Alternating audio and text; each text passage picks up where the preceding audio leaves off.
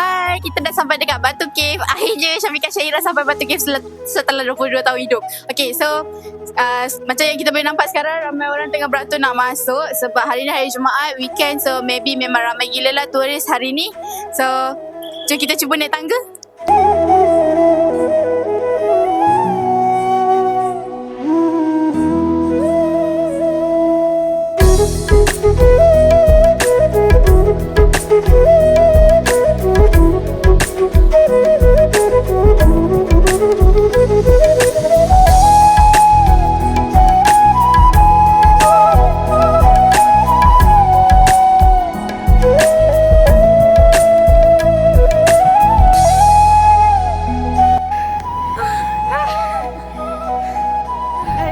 Nak teruskan?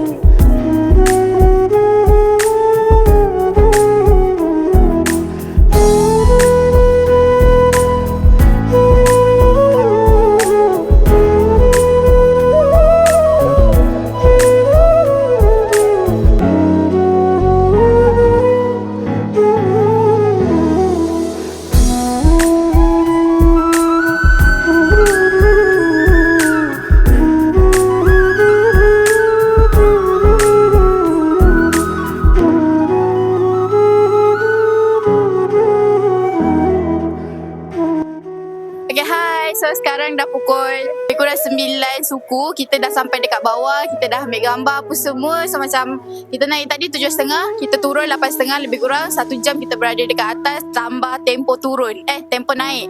Lepas tu banyak benda kita dah nampak dekat atas. Diorang ada buat semayang diorang, ada bunyi-bunyi loceng sikit. Lepas tu ada banyak monyet, ada banyak merpati. So siapa yang belum pernah datang Batu Cave macam saya first time, boleh datang sini.